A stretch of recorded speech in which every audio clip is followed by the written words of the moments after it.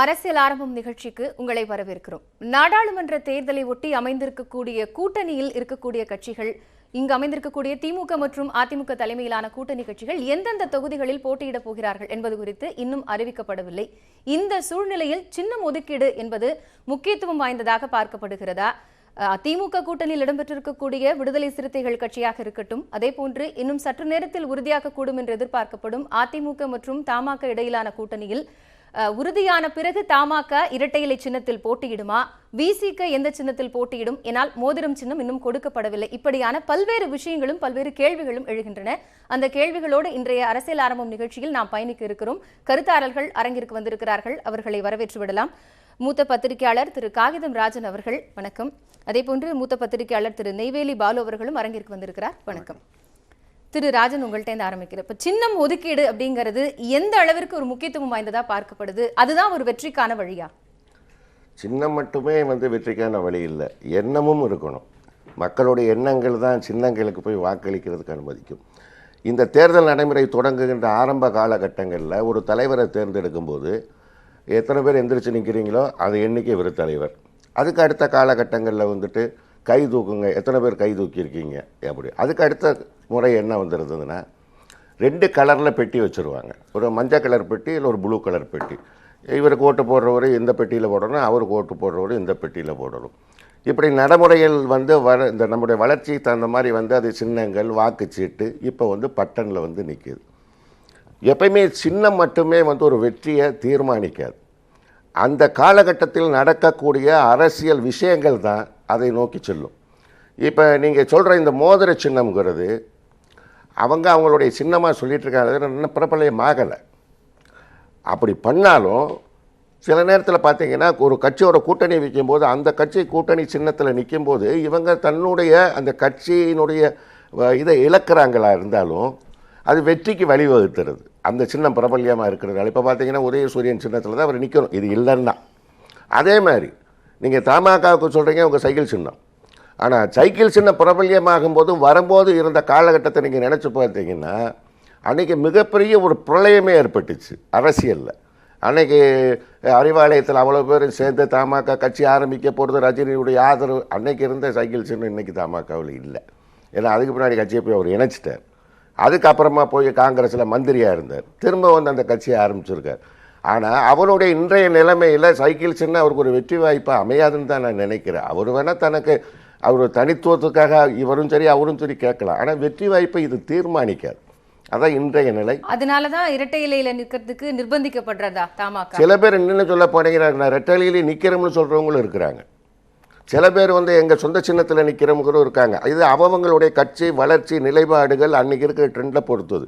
இந்த எலெக்ஷனை பொறுத்த வரைக்கும் பெரும்பாலான கட்சிகளை தங்களுடைய சின்னத்தில் நிற்க வைக்கத்தான் 2 பெரிய கூட்டணிகளை முயற்சிக்கிறதுக்கு காரணம், ஒரு பெரிய லெவலில் நம்ம ஒரு எம்பி எண்ணிக்கையை மேலே காமிக்கணும், ஃபியூச்சர் அந்த மாதிரி இருக்கும் அப்படிங்கிற நம்பிக்கை.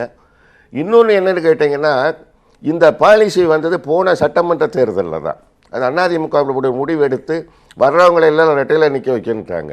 அதனுடைய விளைவு என்னென்னா, எதிர்த்து ஏதாவது பேசி வெளியே போனால் கட்சி தாவல் சட்டம் பாய்ச்சிரும். அப்போ அது ஒரு வழியில் கிடுக்கக்கூடியதான். இன்னொரு பக்கம் பார்த்தீங்கன்னா சிறு கட்சிகளை இந்த பெரிய கட்சிகளை இதை அழிக்கிறதுக்கு ஒரு வழின்னு கூட நம்ம எடுத்துக்கலாம். 2 வாட்டி இதே சின்னத்தில் போட்டுக்கிட்டு அதுக்கு பிறகு இவருக்கு சின்னத்தை எங்கே போய் நிற்க போகிறாங்க? அவங்களுக்கான ஒரு தனித்துவம் போயிடும். அதனால் இந்த சிறு முதலாளிகளை பெரும் முதலாளிகளுக்கு கொண்டு வேலைக்காரனை மாற்றிடுவோம். அந்த மாதிரி ஒரு சிஸ்டம் தான் நான் நினைக்கிறேன் நான். அதனால் இன்றைக்கி அந்த சின்னங்கள் வர்றதை பற்றி அதுக்கு பின்னாடி நம்ம முடிவு எடுக்கலாம், அது எந்த அளவுக்கு வெற்றி வாய்ப்பு. திரு நெய்வேலி பாலு, ராஜனோட கருத்து நீங்கள் எப்படி பார்க்குறீங்க? சின்னம்ங்கிறது வெற்றிக்கான ஒரு அடையாளமாக மாறாது, மாறாக அது கூட்டணி கட்சிகளில் இணைத்துக் கொள்ளக்கூடிய ஒரு பக்குவமாக தான் மாறும்னு சொல்கிறாங்க. அப்படி எடுத்துக்க முடியுமா? சின்னம் ஒரு முக்கியத்துவம் பெறாதா? ஒன்றும் பாருங்கள், இப்போ 2 கூட்டணி தமிழகத்தை பொறுத்தளவில் முக்கியமான கூட்டணிகள் 2, திமுக அதிமுக. இப்போது அதிமுகவுக்கு ஏற்கனவே சின்னத்தில் பிரச்சனை இப்போ தேர்தல் ஆணையத்தினுடைய உத்தரவின் பேரில் தான் அவங்களுக்கு அந்த சின்னம் மீட்கப்பட்டிருக்கு.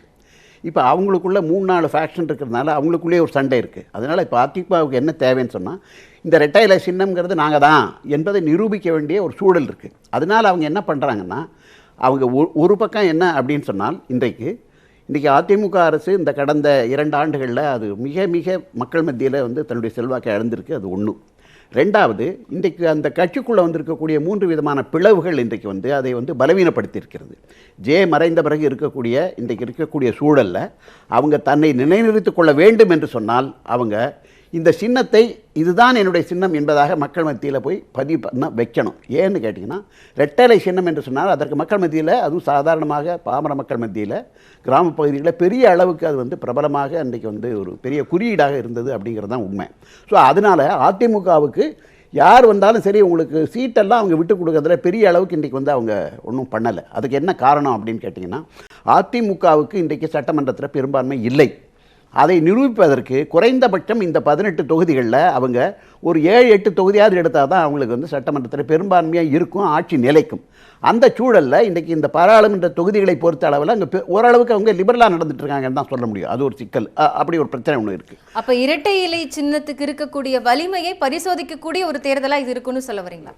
கண்டிப்பாக தான், அதுதான் அவங்களுடைய நோக்கம். அதில் என்ன ஆகுதுன்னா, இந்த கூட்டணியில் சேரக்கூடிய கட்சிகள் எல்லாம் கூட இன்றைக்கு வந்து அந்த இரட்டை இலை சின்னத்தை நில்லுங்கன்னு சொல்வதன் மூலமாக அந்த சின்னத்தை அவங்க வலுப்படுத்திக் கொள்ள முயற்சி பண்ணுறாங்க. ஆனால் இதனுடைய விளைவுகள் எப்படி இருக்குன்னு நமக்கு தெரியாது. இப்போ அவர் ராஜன் சொன்னது மாதிரி, நாளைக்கு வந்து ஒரு அரசு எடுக்கக்கூடிய ஒரு குறிப்பிட்ட பிரச்சனையில் இவங்க வேற்று நிலைப்பாடு எடுக்கிறாங்கன்னு வச்சுங்களேன், நீங்கள் சட்டமன்றத்தில் பேச முடியுமா? நீங்கள் என்ன வரும் அப்படின்னு நம்ம சொல்ல முடியாது. ஏன்னா அன்றைக்கு இவங்க இந்த சின்னத்தில் போட்டிட்டதுனால இவங்க எதில் இருப்பாங்கன்னா, இவங்க அதிமுக தான் வருவாங்க. இவங்களுக்கு வந்து தனியாக அந்த கட்சி பேர்லாம் வரப்போகிறதில்ல, அந்த அதிமுக தான் வரும். அப்போ என்னன்னா, சப்போஸ் அங்கே இருக்கக்கூடிய ஏதாவது ஒரு குறிப்பிட்ட முக்கியமான பிரச்சனை வரும்பொழுது அந்த கொறடாவினுடைய உத்தரவை அவங்க மீற முடியாதுங்கிற ஒரு கண்டிஷன் வரும். அப்போ என்னன்னா, இந்த கட்சியினுடைய தனித்தன்மைங்கிறது ஒன்றுமில்லாமல் போயிடும். இது எல்லாவற்றையும் விட என்னன்னு சொன்னால், நான் இந்த தேர்தல் என்பது என்னை பொறுத்தளவில் என்னுடைய தனிப்பட்ட கருத்து முறையில் அதிமுகவிலிருந்து, திமுகவிலிருந்து, பாமகவிலிருந்து எல்லாரும் வந்து மக்கள் மதிமுகவிலேருந்து எல்லாரும் சொல்லிட்டாங்க என்னன்னா, பாஜகவிலிருந்து இது வந்து கொள்கை கிடையாது, இது கூட்டணி தான். கூட்டணி எதுக்குன்னா, எவ்வளவு ஆட்சியை, எவ்வளவு பாராளுமன்ற தொகுதிகளை பிடிப்பது என்பதுதான் என்று வந்த பிறகு இன்றைக்கு வந்து இது வந்து ஒரு வணிகமாகிவிட்டது, ஒரு வணிக அரசியல். இந்த வணிக அரசியலில் நான் என்ன சொல்கிறேன், என்னதுக்கு மக்களை போட்டு உயிரை விடுறீங்க? 90 கோடி பேர் இந்த நாட்டில் வந்து இந்த மாதிரியான ஒரு கொள்கை இல்லாத, கூட்டணி இல்லாத பண்ணுங்க. ஒரு காலத்தில் ஒரு அரசியல் கட்சின்னா என்ன தெரியுங்களா முதல்ல பண்ணுவாங்க? அவங்க வந்து ஒரு தேர்தல் அறிக்கை போடுவாங்க, ஒரு மேனிஃபெஸ்டோ போடுவாங்க. அந்த மேனிஃபெஸ்டோவில் என்னென்ன பிரச்சனைகளை நாங்கள் என்ன செய்ய போகிறோம், எது எங்கள் திட்டம்னு சொல்லுவாங்க. இங்கே போன முறை தான் ரொம்ப வேடிக்கையாக நடந்தது. மோடி அவர்கள் வந்து பிரதமருக்கு அன்றைக்கு வந்து அவர் போட்டியிட்ட போது நாடாளுமன்ற தேர்தலில் போட்டியிடும் வரையில் பாஜகவினுடைய மேனிஃபெஸ்டோ வரவே இல்லை. நான் அதை குறிப்பிட்ட இதே இடத்துல தான் குறிப்பிட்டேன்னு நினைக்கிறேன். அப்போ மேனிஃபெஸ்டோவே இல்லாமல் ஒரு தேர்தலை சந்திப்பது என்பது அந்த பாஜக காலத்தில் வந்தது. அப்போ கேட்டப்பாங்க என்ன சொன்னாங்கன்னா, அது வரும், பின்னால் போட்டுருவோம், வந்துடுவோம், நாளைக்கு வந்துடும். அப்போ என்ன என்று சொன்னால், நீங்கள் என்ன செய்ய போகிறீர்கள், நீங்கள் எந்தெந்த பிரச்சனைகளை என்ன நிலைப்பாடு எடுக்கப் போகிறீர்கள் என்பதை மக்களுக்கு சொல்லாமலே, அல்லது மக்களுக்கு என்னென்ன திட்டங்களை செய்ய போகிறீர்கள் என்பதை பற்றி சொல்லாமலே நீங்கள் தேர்தலில் நிற்பதுங்கிறது அது என்னது? அதுக்கு நான் என்ன சொல்கிறேன், எந்த சின்னமே வேண்டாம்னு சொல்கிறேன். எல்லாருமே போடலாம், இது ஒரு கட்சி, இது ஒரு வணிக கும்பல், அது ஒரு குரூப். இதுவரைக்கும் கூட்டணின்னு எங்களோட கொள்கை இதுதான், எங்களோட கூட்டணி அந்த கொள்கையின் அடிப்படையில் தான் அமைஞ்சிருக்குன்னு சொல்றது எல்லாமே வந்து ஒரு கண் துடைப்பா? எங்க யார் கொள்கை சொல்றா? யார் கொள்கை சொல்றாங்க சொல்லுங்க பார்ப்போம். இப்ப திமுக தலைமையிலான அமைந்திருக்கக்கூடிய கூட்டணியில் இருக்கக்கூடிய அதுல கொள்கை இல்லைங்க, ஒரே கொள்கை தான். கொள்கை இல்லை, அது ஒரு நோக்கம் இருக்கு. கொள்கை என்னெல்லாம் சொல்லாதீங்க. கொள்கை என்பது வேறு, கோட்பாடு என்பது வேறு, நோக்கம் என்பது வேறு. நோக்கம் என்ன அப்படின்னா, பாஜகவை தோற்கடித்து வரணும். அதாவது பாஜக தோற்கடிப்பது என்பதனுடைய பொருள் என்ன என்று சொன்னால், அதிமுக கூட்டணியை தோற்கடிப்பது, அதுதான் அவங்களுடைய நோக்கம். அதிமுக பொறுத்த அளவில் திமுக கூட்டணியை அவங்க முறியடிக்கணுங்கிற நோக்கம்லாம் கிடையாது. ஏன்னா இன்றைக்கி திமுக வந்து பெரிய அளவுக்கு வலுவான இல்லை, இவங்க தான் ஆட்சியில் இருக்காங்க. மத்தியில் இருக்கக்கூடிய மையத்தில், ஒன்றியத்தில் இருக்கக்கூடிய பாஜகவுடைய ஆதரவு அவங்களுக்கு இருக்குது. அந்த நிலையில் அவங்க தன்னை நிலைநிறுத்திக் கொள்ள வேண்டும் என்பதற்காக தான் இருக்காங்க. அப்போ என்ன சொன்னால், இது ஒரு வணிக போட்டி. இதில் வந்து மக்களை தொடர்புபடுத்துவதே சரியில்லை. என்ன கேட்டால், இந்த மக்கள் இந்த தேர்தலை புறக்கணிக்கணும். ஏன்னா நீ என்ன செய்ய போறேன்னு தெரியாது, உனக்கே நான் ஓட்டு பண்ணணும். இது ஒரு கேள்வி. திரு ராஜன், ஒரு வணிக போட்டியான இந்த தேர்தலை வந்து புறக்கணிக்கணும் அப்படிங்கிற கருத்தை நீங்க எப்படி பார்க்கறீங்க? இன்னொரு கேள்வி, இந்த சின்னத்துல தான் போட்டியிடணும்ங்கிற நிர்பந்தத்தை ஏற்றுக்கொள்ளக்கூடிய கட்சிகள் தான் கூட்டணியில் இடம்பெறுதா? ஒரு சின்னம் வெற்றியை தேடித்தரார். ஒரு பிரபல்யமான சின்னம் மிகப்பெரிய தோல்வியை சந்தித்த வரலாறு உண்டு. ஒரு சாதாரண ஆட்கள் வந்து ஒரு சுயேட்சை சின்னத்தில் வந்து ஒரு பெரிய கட்சியை எதிர்த்து ஜெயித்த வரலாறும் உண்டு. நீங்கள் 91 எடுத்துட்டிங்கன்னா, கட்சியினுடைய பொதுச் செயலாளர் அம்மா வந்து இரட்டலை சின்னத்தில் தோற்று போயிடுறாங்க. அதே கட்சியில் 4 பேர் ஜெயிக்கிறாங்க. அதே மாதிரி 96 91 பார்த்தீங்கன்னா, கலைஞரும் இன்னொருத்தர் ஒரு பகுதி 2 பேர் தான் ஜெயிக்கிறாங்க. உதயசூரியன் சின்னம் எல்லா இடத்துலையும் தோல்வி தெளிவிருச்சு. அப்போ இந்த சின்னம் இருந்துச்சுல்ல. அப்போ அந்த நேரத்தில் அந்த காலகட்டங்களில் நடக்கக்கூடிய பிரச்சனைகள் தான் இதை தீர்மானிக்கும். வெறும் சின்னமே வெற்றியை கொடுக்காது. இப்போ செம்மலைன்னு இருக்கிறார், இப்போ எம்எல்ஏவாக இருக்கார். அவர் எம்ஜிஆர் காலத்தில் வந்து அவருக்கு சீட்டு கொடுக்கலோடனே நான் போய் சுயேட்சை நின்று ஜெயிச்சுட்டு வந்துடுறேனே அப்படின்னு சொல்லிட்டு போய் ரெட்டலையில் ஒருத்தர் நின்னப்போ இவர் சுயேட்சை நின்று ஜெயிச்சுட்டு வந்து திரும்ப கட்சியில் சேர்ந்துக்கிட்டார். ஆக தனி மனிதனுடைய செல்வாக்கு, அந்த நேரத்தில் நடக்கக்கூடிய பிரச்சனைகள், இதெல்லாம் தான் வெற்றியை தீர்மானிக்கிற ஒரு சின்னம் மட்டுமே தீர்மானிக்கிற ஒரு நிலை இன்றைக்கி இல்லை. இது கடந்த கால வரலாறு நீங்கள் பார்த்தீங்கன்னா தெரியும். அப்படி பார்த்தீங்கன்னு சொன்னால் போன தேர்தலில் வந்து ரெட்டலையில் நின்னதில் எத்தனை பேர் தோற்று போனாங்க? அப்போ அது வந்து ரெட்டலையில் நின்னாத்தான் வெற்றி, இல்லை உதயசூரியன் நின்னாத்தான் வெற்றின்னு இல்லை, மற்ற காரணிகளும் அதுக்கு பொருந்தும். இப்போ நீங்கள் சொல்கிற மாதிரி நிர்பந்தம் அவங்க படுத்துறதுக்கு இன்னொரு காரணம் என்னென்னா இதுதான், அவங்களுடைய எண்ணிக்கை நாளைக்கு ஜெயிச்சு வந்துட்டாங்கன்னா 5 வருஷத்துக்கு அவங்க கைதி தான். அவங்க ஒன்றும் தனித்து செயல்பட முடியாது. நீங்கள் இந்த 2006க்கு பின்னாடி நடந்த சட்டமன்றத்தில் பார்த்தீங்கன்னா இரட்டலையில் ஜெயித்த எஸ்வி சேகர் அவருடைய நிலைப்பாட்டை மாற்றிட்டு திமுக அந்த ஆதரவு நிலையை எடுத்து போயிருந்தார். அவரை நீக்கிட்டாங்கன்னு வச்சுக்கோங்க கட்சியிலிருந்து, அவர் ஒரு சுயேட்சை எம்எல்ஏவாயிடுவார். இவங்க நீக்காத வரைக்கும் அவர் இந்த கட்சியில் இருக்கிறதா தான் அர்த்தம். அவர் பதவி போகாது. இவங்க நீக்கிட்டாங்கன்னா பதவி போகாது. நீக்காத பட்சத்தில் கொறடா எடுக்கிற முடிவை இவர் மீறிட்டாருன்னா பதவி போயிடும். அப்போ என்ன பண்ணுவார்னா அதிமுகவில் நடக்கும்போது இவரை எந்திரிச்சு வந்து லாபியில் வந்து உட்காந்துக்குருவார். திரும்ப அவங்க உள்ளே போகும்போது உள்ளே போவார். இந்த நிலை தான் ஏற்படும். இன்னொரு கட்சி சின்னத்தில் ஜெயிச்சுட்டா தனித்துவம் போயிடும், சுதந்திரமாக செயல்பட முடியாது. அதைத்தான் 2 பெரிய கட்சிகளும் விரும்புது. அது இன்றைக்கி இருக்கிற நிலைமை. ஆனால் இன்றைக்கி இருக்கிற தேர்தல், இந்த தேர்தல் நிச்சயமாக சின்னத்தின் அடிப்படையில் வெற்றி அமையவே அமையாது. இது இந்தியா முழுவதுமே பெரிய ஒரு இந்த செட்டப் மாறிக்கிட்டு இருக்குது. தமிழகத்தை பொறுத்த வரைக்கும் இது ஒரு மினி பொது தேர்தல்னு எடுத்துக்கலாம். இது 2 பெரிய கட்சி தலைவர்கள் இல்லாத ஒரு தேர்தல். எவருடைய பிரச்சாரமும் ஒரு பெரிய வீழ்ச்சியை ஏற்படுத்தாது. ஜனங்க ஏற்கனவே குழம்பி போயிருக்கிற நேரம், யாரை தேர்ந்தெடுக்கிறது என்னன்னு. அதனால் சின்னம் நிச்சயமாக இந்த தேர்தலில் பெரிய பங்காற்றாது. அந்த சின்னத்தை எங்கள் சின்னத்தில் தான் நிற்கணும் இவங்க வற்புறுத்துறதுக்கு காரணம், அவங்க வந்து இவங்களை ஒருவேளை ஜெயிச்சு வந்துட்டால் இவங்களை மீறி போக முடியாது. அப்படி கிடைக்கக்கூடிய வெற்றிக்காக கூட தன்னோட தனித்தன்மையோ தனி அடையாளத்தையோ கூட்டணி கட்சிகள் இழக்க தயாரா இருக்கா? இன்னைக்கு அரசியல் சூழ்நிலை எதுக்கும் அவங்க ஒரு வெற்றி பெறணும்னா அவங்க பதவியில் நிற்கணுங்க, எதை வேணாலும் இழக்க தயாராக இருக்காங்களே. யார் எனக்கும் அவருக்கும் கொள்கைக்கு ஒத்தே போகலை அப்படின்னு சொல்லி யாரும் வந்து எங்கள் கொள்கை அவங்களுக்கு முரண்படுது, அதனால் அவங்க கூட்டணி வைக்க முடியாதுன்னு எத்தனை பேர் சொல்கிறாங்க? அப்படிலாம் இல்லை. எது வெற்றி பெறுக்கிற மாதிரி இருக்கோ பெரிய கூட்டணின்னு எதை வச்சு சொல்கிறேன். மேலே ஒரு ஆளுங்கட்சி கீழே ஒரு ஆளுங்கட்சி இருந்தால் அது பேர் பெரிய கூட்டணி. அதுக்கு அடுத்த கட்சி சின்ன கூட்டணி, இல்லை 2வது அணின்னுவாங்க. இன்னொருத்தர் அமைச்சா அது 3வது அணின்னுவாங்க. அதனால் இந்த நிகழ்ச்சியில் பெரிய கட்சிகள் சின்ன கட்சிகளை தன்னுடைய கட்டுப்பாட்டுக்குள்ளே வைக்க நினைக்குது. அவங்க அந்த தனி சின்னத்தை கேட்டு பார்க்குறாங்க. சின்னங்கள் வெற்றி பெறாது, எண்ணங்கள் மட்டுமே வெற்றி பெறுங்கிறத இந்த தேர்தலில் மக்கள் வந்து முடிவெடுப்பாங்கன்னு நான் நினைக்கிறேன். திரு நெய்வேலி, ஒரு முக்கியமான கேள்வி. இப்போ திமுகவும் அதிமுகவும் வந்து இந்த நாடாளுமன்ற தேர்தலில் அமைத்திருக்கக்கூடிய கூட்டணியில் பார்த்தீங்கன்னா கூட்டணி கட்சிகளுக்கே கிட்டத்தட்ட பாதிக்கு மேற்பட்ட இடங்கள் கொடுக்கப்பட்டிருக்கின்றன. 20 இடங்களில் திமுக போட்டியிட போகிறது. தமாக கூட்டணி உறுதியான பிறகு அதிமுகவும் 20 இடங்களில் போட்டியிடக்கூடும். அப்ப இப்படியான குறைவான இடங்களில் போட்டியிடுறதுங்கிறது திமுகவுக்கும் அதிமுகவுக்கோ பலமாக பார்க்கப்படுமா அல்லது பலவீனமாக இருக்குமா? இல்லை, ஒரே நோக்கம் தாங்க. நீங்கள் ரொம்ப இதில் ரொம்ப இப்போ நான் முதல்ல அதிமுகவை பற்றி சொன்னேன்.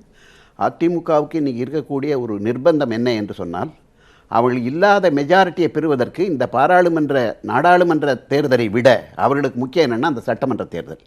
அதே போல் திமுகவை பொறுத்த அளவில் அவங்களுக்கு என்ன 96 சீட் இருக்குன்னு நினைக்கிறேன்ல ராஜு? கூட இருக்கு, கூட ராஜு அவங்களுக்கு கூட இருக்குது. அவங்களுக்கு என்னென்னா இந்த 18ல் ஒரு 10 சீட்டோ இல்லை ஒரு 18 சீட்டோ அவங்க ஜெயிக்கிறாங்கன்னு வச்சுக்கிட்டுங்களேன். நீங்கள் இந்த பேலன்ஸ் ஆஃப் பவர் மாறும். அப்போ என்னென்னா இவங்க வந்து அதிமுகவுக்கு கிட்டத்தட்ட அந்த ஆட்சியை கவிழ்க்கக்கூடிய ஒரு நெருக்கடியை உருவாக்க முடியும், திமுக உருவாக்க முடியும். அப்போ அப்படின்னு சொன்னால் இந்த தேர்தலுடைய நோக்கங்கள் என்பது குறிப்பாக 2 நோக்கமாக இருக்குது. ஒன்று என்ன என்றால் அதிமுகவை பொறுத்த அளவில் சின்னத்தை எப்படி உறுதிப்படுத்திக் கொள்வது மக்கள் மத்தியில். இன்னொன்று என்ன என்று சொன்னால் அது வந்து உள்கட்சி விவகாரம். ஏன்னா இன்றைக்கி ஒரு பக்கத்தில் வந்து 3-4 ஃபேக்ஷன் இதில் உள்ளே இருக்குது, தினகரன் அவங்கெல்லாம் சொல்லிட்டு இருக்காங்க. ஸோ அந்த பிரச்சனையில் சின்ன எங்களுக்கு தான், நாங்கள் தான் அந்த ரெட்டலை சின்னத்தை அதற்கு உரிமையாளர்கள் என்பதை நிலைநிறுத்துவது ஒரு நோக்கம். 2வது நோக்கம் என்ன என்று சொன்னால் ஆட்சியை காப்பாற்றிக் கொள்வது. இந்த 2 தான் அதிமுகவினுடைய. திமுகவுடைய நோக்கம் என்ன என்று சொன்னால் அதிமுகவுக்கு நான் தான் ஒரு வலுவான எதிரி என்பதை அவர்கள் நிரூபிக்க வேண்டும். அப்படி வரும்போது என்னன்னா அவங்களுக்கு வந்து இந்த 18 எவ்வளோ வருது அப்படிங்கிற ஒரு பிரச்சனை, அதுவும் வந்து ஒரு பெரிய பிரச்சனையாக தான் வரும். அப்படி வந்து நான் சொல்கிறது மாதிரி ஒரு 10 சீட்டு ஜெயிச்சா கூட திமுக வந்து அதிமுகவுக்கு ஒரு மிகப்பெரிய நெருக்கடியை உருவாக்க முடியும். அதுதான் வந்து களத்தில் இருக்கக்கூடிய நிலைமை. ஏன்னா தமிழ்நாட்டில் இருக்கக்கூடிய மொத்தம் 39 நாடாளுமன்ற தொகுதிகள் தான் இருக்கின்றன. அந்த 39ல் இது வந்து ஆட்சியை பெரிய அளவுக்கு அமைக்க போகிறது இல்லை. ஆனால் இன்றைக்கு வந்து மையத்தில் இருக்கக்கூடிய அந்த பாஜகவினுடைய ஆட்சிக்கு ஒரு அச்சுறுத்தலை அல்லது அதை மாற்ற வேண்டும் என்பதில் அந்த ஒரு கோரிக்கை மட்டும்தான் இதில் இருக்கும். ஸோ அப்படிப்பட்ட சூழலில் பார்த்தீங்கன்னா திமுகவுக்கும் அதிமுகவுக்கும் இருக்கக்கூடிய நோக்கம் என்பது இன்றைக்கு அடிப்படையில் அவள் சட்டமன்ற தேர்தலில் தான் கூடுதலாக அவள் கவனம் செலுத்துவார்கள். அதனால தான் எல்லா கட்சிகளுக்கும் லிபரலாக கொடுக்குறாங்க. தான் கட்சி தான் நிற்கணுங்கிறத விட்டுட்டு இன்றைக்கி அதிமுக நிலைமை என்ன, 39க்கும் அவங்களுடைய கையில் இருந்தது. இன்றைக்கி எங்கே போய் நிற்கிறாங்கன்னு பாருங்கள். அப்போ என்ன என்று சொன்னால் இந்த நாடாளுமன்ற தேர்தல் அவங்க பெரிதாக கருதவில்லை. அது என்னன்னு சொன்னால் பாஜகவோடு நல்லுறவை வைத்துக் கொண்டால் தான் நம்ம தமிழ்நாட்டுக்கு வேண்டிய நிதிகளை பெற்றுக்கொள்ளலாம், அந்த மாதிரியான சில சலுகைகளை பெற்றுக்கொள்ளலாம் என்பது ஒன்று. ரெண்டாவது, தங்கள் மேலே இருக்கக்கூடிய பல்வேறு குற்றச்சாட்டுகள் அந்த வழக்குகளிலிருந்து தன்னை விடுவித்துக் கொள்வதற்கு அது பயன்படும் என்று அவர்கள் கருதுகிறார்கள். அதனால் திமுகவை பொறுத்த அளவில் அவங்க என்ன நினைக்கிறாங்க அப்படின்னு சொன்னீங்கன்னா, இந்த நாடாளுமன்ற தேர்தலில் பெரிய அளவுக்கு நம்ம ஒன்றும் நிர்ணயிக்க போகிறதில்ல. அவங்களுக்கு எவ்வளவு ஜெயித்தாலும் அவங்களை பொறுத்த அளவில் அது வந்து ஒரு பெரிய கெயின் தான், ப்ளஸ் தான். அதுக்கு மேல பெரிய அளவுக்கு இல்ல. அதனால திமுகவுக்கும் அதிமுகவுக்குமே வந்து இந்த இடைத்தேர்தல்ங்கிறது தான் ஒரு முக்கியமான விஷயம். நிச்சயமா இருக்கு. நிச்சயமா அதான் இடைத்தேர்தல் முக்கியமான நோக்கங்கள்ல ஒன்னாக நீங்க எடுத்துக்கொள்ளலாம். ஒரு 2 நோக்கத்துல ஒன்னாக எடுத்துக்கொள்ளலாம். அப்புறம் இன்னொரு செய்தி நான் சொல்றேன், அவர் ராஜன் கூட அதில் முதல்ல குறிப்பிட்டார். 46ல் முதல்ல சுதந்திரத்துக்கு முன்னால் இந்தியாவில் ஒரு தேர்தல் நடந்தது. அப்போ என்ன அப்படின்னு சொன்னீங்கன்னா, மஞ்சள் பொட்டி தான் காங்கிரஸுக்கு, இன்னொரு பொட்டி சிகப்பா நீளமா எனக்கு நினைவில்லை. நான் வந்து எனக்கு 6 வயது, அப்போ 6 வயது நீலப்பட்டி நீலப்பட்டியா, அதான் 6 வயது. அப்போ நாங்கள்லாம் வந்து மஞ்சள் பொட்டி ஓட்டு போடுங்கன்னு குழந்தைகள்லாம் சேர்ந்துக்கிட்டு எல்லாரோடையும் சேர்ந்து நான்லாம் ஊர்வலம் போயிருக்கேன். அப்போ என்ன என்று சொன்னால், அந்த ஒரு குறிப்பிட்ட ஒரு பெட்டியில் வரக்கூடியவர்களில் வேட்பாளர்கள் யாருன்னே நமக்கு தெரியாது. அந்த கட்சியினுடைய பெட்டி அது அப்படி இருந்தது. இப்போ கூட என்னன்னு சொன்னால், இன்றைக்கு சின்னமெல்லாம் வந்த பிறகு இந்த சின்னத்தை வைத்து எவ்வளவெல்லாம் வந்து கடந்த காலத்தில் நடந்திருக்குங்கிறத நம்ம கொஞ்சம் சிந்திச்சு பார்க்கணும். சின்னத்தை வச்சு சத்தியம் வாங்குறது, பிள்ளைய வச்சு சத்தியம் வாங்குறது, சாமி படத்தை வச்சு சத்தியம் வாங்குறது, இதெல்லாம் வந்து பலவாறு நடந்திருக்கு. அப்போ என்னன்னு சொன்னீங்கன்னா, சின்னத்துக்காக போராடுவது என்பது ஒரு பக்கம் இருந்தாலும் கூட தன்னோடு கூட்டணிக்குள்ளே வருபவர்கள் தன்னை விட்டு போகாமல் இருப்பதற்கும் இந்த சின்னம் வந்து ஒரு கட்டி போடக்கூடிய ஒரு சக்தியாக இருக்குங்கிறத பார்க்கணும். இப்போ இன்றைக்கு அடிப்படையில் என்ன என்று சொன்னால், நம்முடைய அதாவது அந்நியராட்சி அகன்று நம்முடைய ஆட்சி என்று 47 நமக்கு வந்து ஒரு அரசியல் சுதந்திரம் வந்த பிறகு பார்த்தீங்கன்னு சொன்னால், இன்றைக்கு அது அப்படியே வந்து அரசியல் என்பது மலினப்பட்டு கொண்டே வருகின்றது. அரசியலில் வந்து ப்ரோபிட்டி இன் பப்ளிக் லைஃப், அதாவது பொது வாழ்க்கையில் தூய்மை என்பதெல்லாம் இன்றைக்கு அடிபட்டு போயிடுச்சுங்கிறத பார்க்குறோம். இன்றைக்கி 2 பேரும் நேற்று வரையில் திமுக திராவிட ஆட்சியே தமிழ்நாட்டில் இருக்கக்கூடாதுன்னு சொன்ன பொன் ராதாகிருஷ்ணன் இன்னைக்கு போய் அதிமுக கூட்டணி இருக்கிறார். மிந்தா நாள் வந்து இந்த அதிமுக எம்பிக்களால் தமிழ்நாட்டுக்கு எந்த பயனுமே இல்லை என்று சொன்ன தேமுதிக நேற்று வந்து அதிமுக கூட்டணி வைக்குது. அதே போலத்தான் இன்றைக்கு எல்லாருமே வந்து ஒவ்வொருத்தரும் யாரெல்லாம் அவர்களை எதிர்த்தார்கள். அதே மாதிரி பாமக பொறுத்தளவில் கேட்கவே வேண்டாம். அவங்க அதிமுகவை எவ்வளோ கடுமையாக விமர்சித்தார்கள் என்று நமக்கு தெரியும். அது மட்டும் பாஜக எவ்வளோ விமர்சித்தார்கள் என்பதும் தெரியும். அவங்க வந்து இன்றைக்கி என்னென்னா பாஜகவோடும் அதிமுகவோடும் கூட்டணி. அப்போ என்ன வருது என்று சொன்னால், யார் யார் வந்து அரசியலுக்குள்ள அதிகாரத்திற்கு போவது. இன்றைக்கி ஒரு செய்தி ஒன்று வந்திருக்கு, பார்த்தேன். 4 MP சீட்டில் ஜெயிச்சாத்தானே எங்களுக்கு ஒரு அமைச்சர் கொடுக்கணும் அப்படின்னு இன்றைக்கி ராமதாஸ் பேசினான்னு வருது. அப்போ இதையெல்லாம் சேர்த்து பார்க்கும் பொழுது இந்த தேர்தலில் சின்னம் என்பதோ கொள்கை என்பதோ எதுவுமே கிடையாது. இது ஒரு வணிகம். அதை நான் உங்களோட இறுதி கருத்தை எடுத்துக்கிறேன். திரு ராஜன், இப்போ சின்னம் என்பது ஒரு முக்கியமான விஷயம் இல்லை, இப்போ திமுகவுக்கும் சரி அதிமுகவுக்கும் சரி இந்த இடைத்தேர்தல்ங்கிறது தான் முக்கியமான விஷயம் அப்படின்னா, அப்போ நாடாளுமன்ற தேர்தலில் திமுகவும் சரி காங்கிரஸும் சரி இந்த தொகுதிகளை பங்கிட்டுக் கொள்வதில் போட்டி இருக்கிறதா பார்க்கலாமா? இல்லை, அதாவது திமுக பொறுத்த வரைக்கும் 21 தொகுதிகளில் எந்த அளவுக்கு ஜெயிக்கிறாங்களோ அவங்களுக்கு அந்த அளவுக்கு அதில் பெரும்பான்மை இப்போ இருக்கிறத காட்டில் சீட்டு அதிகரிக்கும். அதனால் அவங்க 21 தொகுதியை நாடாளுமன்ற தேர்தலோடு சேர்ந்த ஒரு தேர்தல் அப்படித்தான் அவங்க பார்க்குறாங்க. அதிமுகவை பொறுத்த வரைக்கும் அவங்களுடைய அந்த ஆட்சியை ஆளுங்கட்சியுடைய ஆயுளை நீட்டிப்பதற்கு இந்த இடைத்தேர்தல் ஒரு முக்கியமான ஒரு மினி தேர்தல் ஆகுது.